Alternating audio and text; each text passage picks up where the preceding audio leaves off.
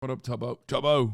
Montana has a toxic mining pit whose water levels reach water table, which will potentially poison and kill many people, and they spend their time doing this shit over miners, which are literally less than 100 people. Here's the pit, by the way. Birds will literally die if they land in it. They have to use rifles to keep them off the water. 35,000 tourists a year visit the Berkeley Pit.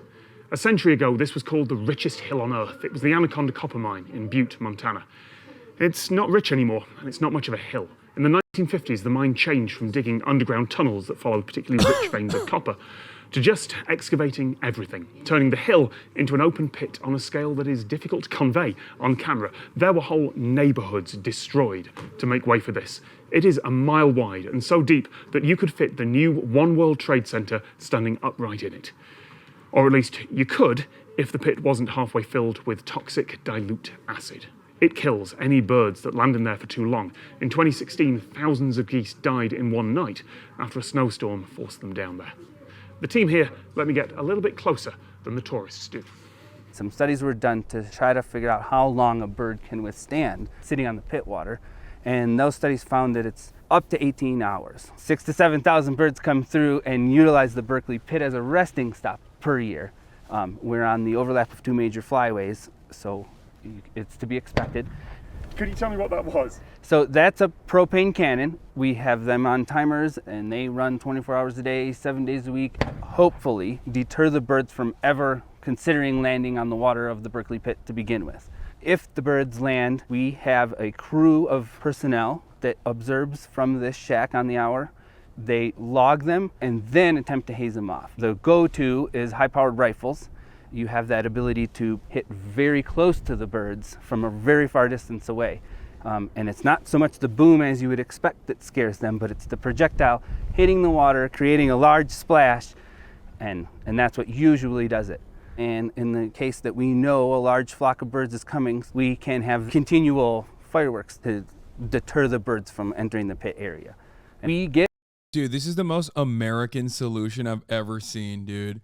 They're like, we have such a toxic, hazardous pit that would be truly damaging to the fucking wildlife and the ecosystem because birds accidentally think human beings can't be this destructive and this toxic, so they fucking land in the water, that like they have to shoot and scare the birds away or even kill the birds in some instances so that they don't fucking like give the toxic waste to their entire flock. Awesome.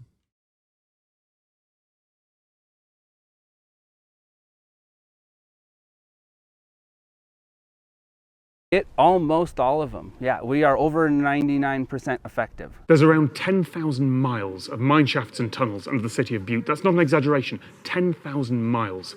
Groundwater and rainwater had to be constantly pumped out. Nearby pumps. It's awesome having a permanent environmental hazard in the fucking death pit. You know, it's fine. This is fine. Fuck it, YOLO. Moved somewhere around 300 litres a second. But when this pit shut down in 1982, so did the pumps, and water started to flood the old tunnels and the pit. The rock here is full of iron pyrite. Combine that with oxygen and water, and as it rusts, you get sulfuric acid. That, in turn, breaks down other metals and minerals in the rock, and the result is that the water down there is so acidic and so contaminated with toxins that nothing except a few hardy bugs can live in it. The deep groundwater here is utterly contaminated, but it's in a closed system. The sulfuric acid can't get in or out.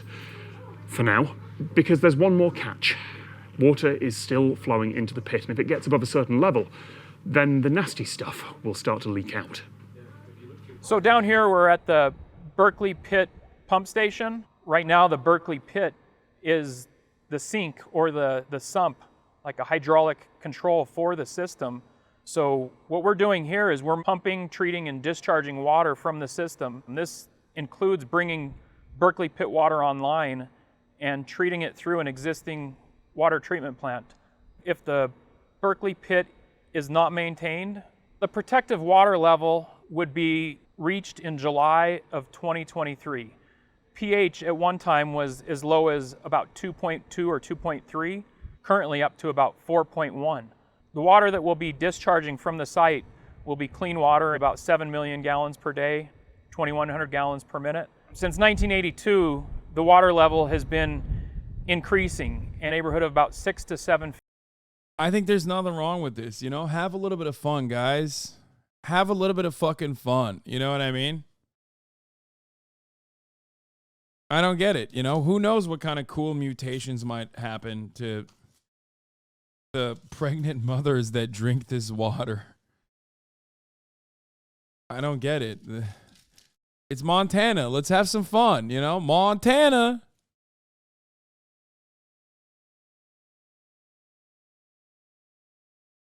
I personally think it's cool. We should let the birds also get mutated. Just saying. Like, you guys have no imagination. You clearly haven't watched any, you know, comic book superhero movies or anything like that. It's obvious to me. Uh-oh, another PP is coming, I think. I suspect.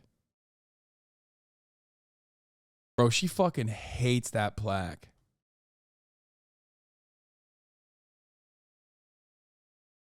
Just taking on the plaque. Per year. Later this year would be the first time since 1982 that the pit water level will be maintained and held steady. Tourists go here because, well, tourists will go anywhere interesting, and this is interesting. In 2007, Dr. Phaedra Pizzulo of the University of Colorado, Boulder, coined the term Welcome to Montana. We have so many sights to show you. Look at this toxic piss pit. Toxic tourism. The fact that people will come to gawp or be shocked or just to take a selfie and say that they saw the mile-wide pool of toxic waste. And there are much worse ways to raise awareness and tell the world, hey, this is pretty screwed up and we need to do something about it. A $3 admission fee is, well, it's capitalism. In the United States, a country that codified the idea of the roadside attraction, it almost seems normal to pay for a ticket to see the mile-wide, incredibly toxic pit. Thank you to all the team from Montana Resources and the Berkeley Pit who helped make this video happen. You can find out more about them by pulling down the description.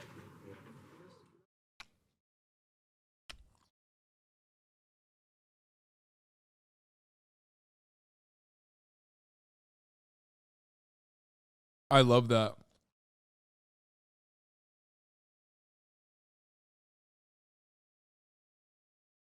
What?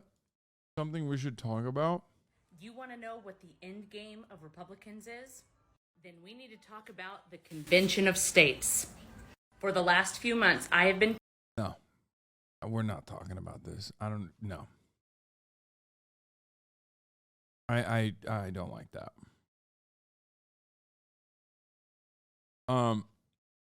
We already covered the Turkish president. Zoe's ever tweeted this out earlier. Yeah, I saw. Though they initially tried to have me removed from the public seating area, I'm here working on behalf of my constituents as best as I can given under the undemocratic circumstances. I'm talking to legislators, listening to debate, voting on bills, and fighting for democracy. Fucking insane. What they're doing. Vice just axed their gaming vertical. Yeah, I know. Vice is doing a lot of layoffs currently. A lot of media is doing a lot of layoffs, Vice being one of the companies that is also engaging in mass layoffs as well.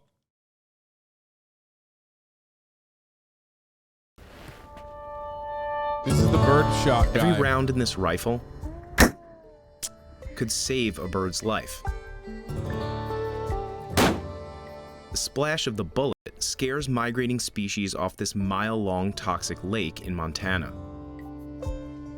Shoot at it, brother. Hell yeah. If birds land there for more than a few hours, the acidic water cooks them from the inside out. Oh. It's Mark Mariano's mission to make sure that doesn't happen. Yep, Mark Mariano, Waterfowl Protection Specialist. We invented that title, but it fits. He uses a multi-million-dollar arsenal of high-tech tools to keep birds off of what used to be a copper mine in Butte, Montana. This is the one everybody likes to see, though. Do you get to fly the drone? That's what they always say. No. What's now a toxic bird bath started out as an open pit mine 65 years ago. But in 1982, the company that owned the mine shut down the water pumps. Groundwater started to seep in, creating sulfuric acid that leached metals out of the rock. People have been shooing birds off the Berkeley Pit ever since. And some of the methods they've developed here could help protect the estimated hundreds of millions of birds killed by industrial activity every year.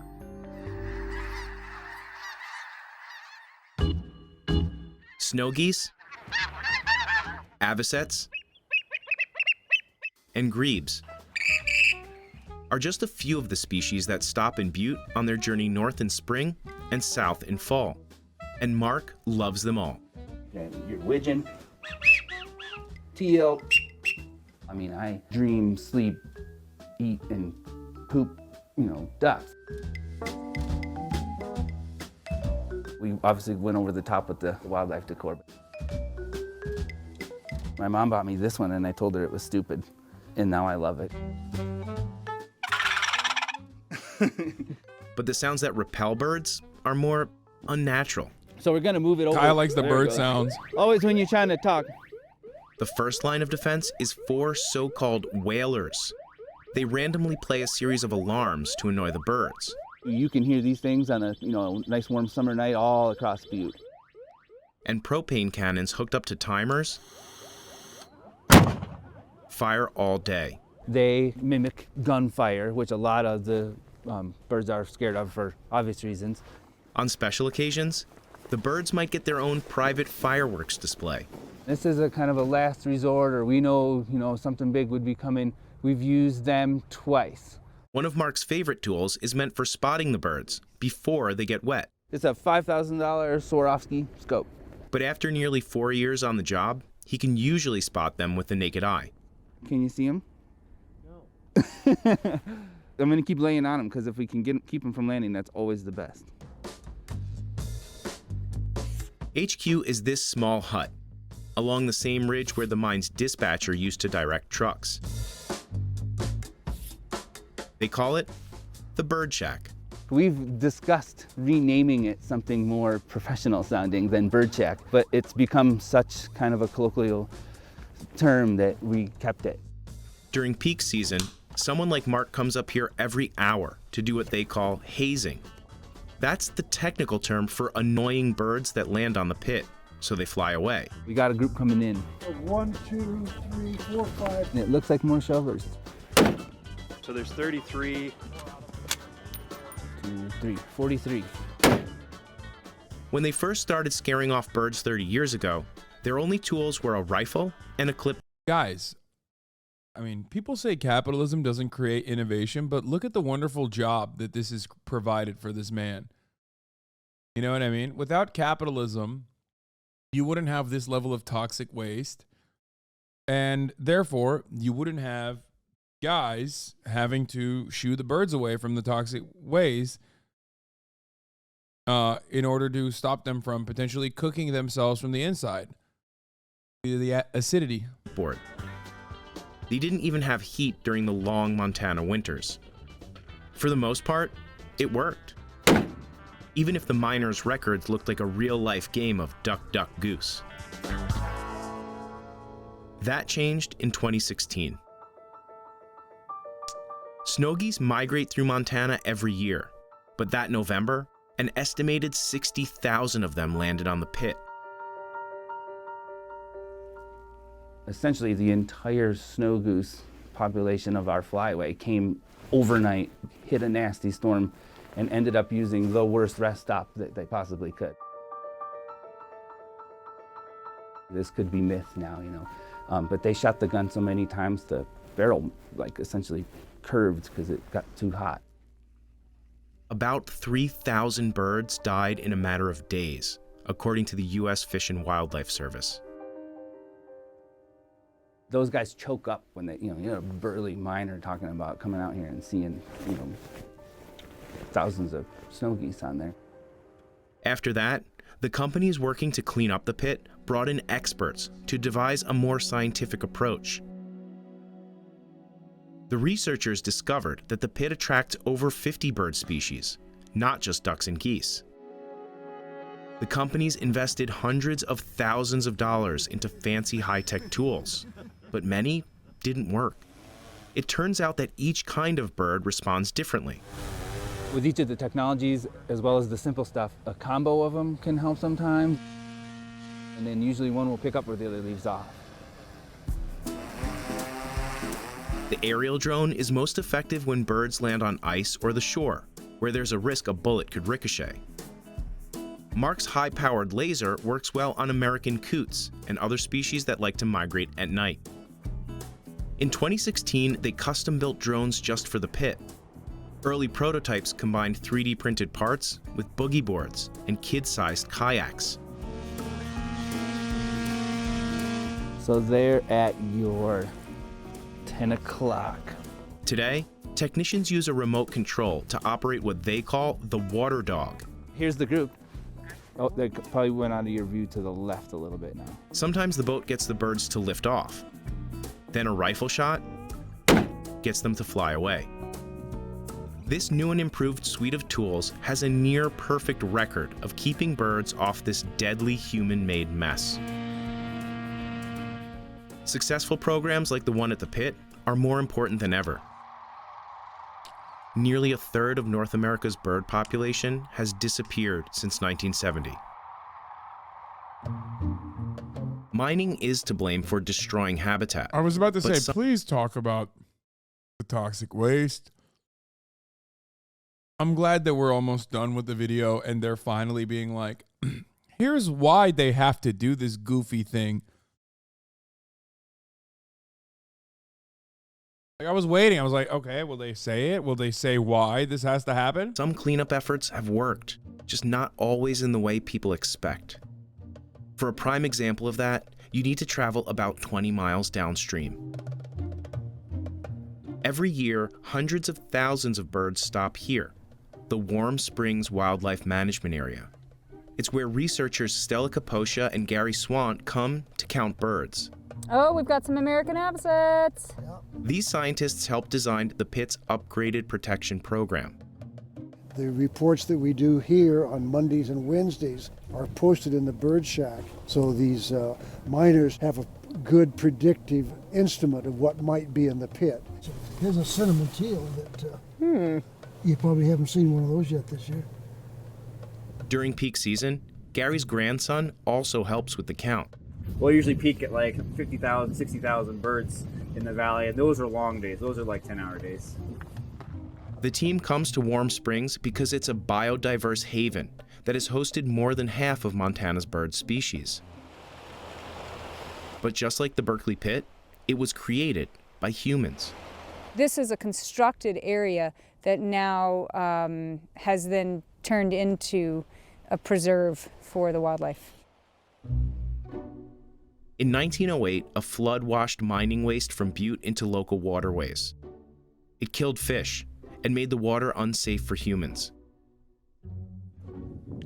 After that catastrophe, these ponds were built so that hard metals could seep out of the water before they run downstream.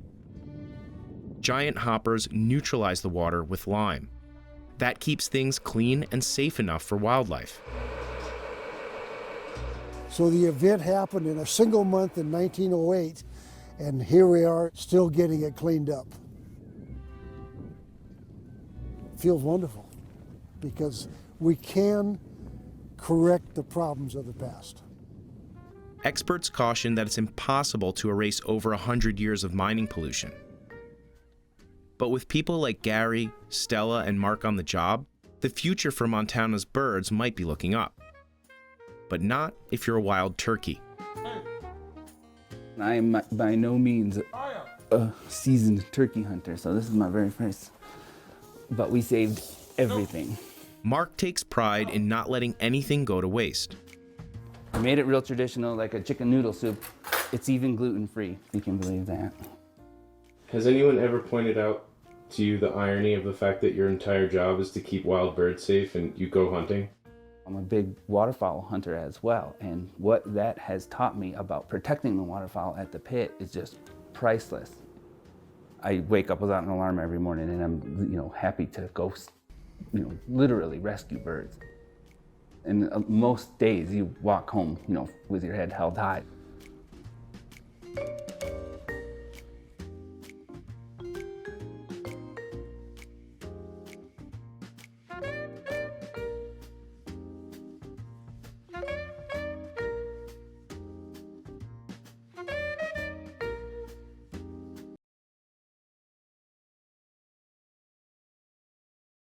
At least he's living his dream. Kaya, no. Oh my God. No. No. No. No.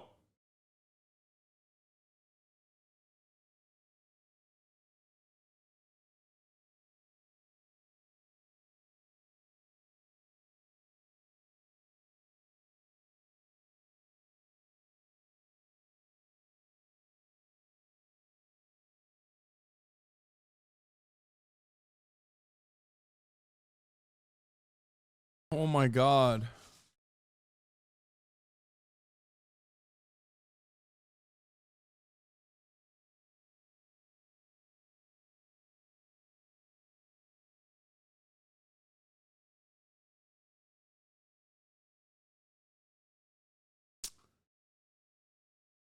Favorite.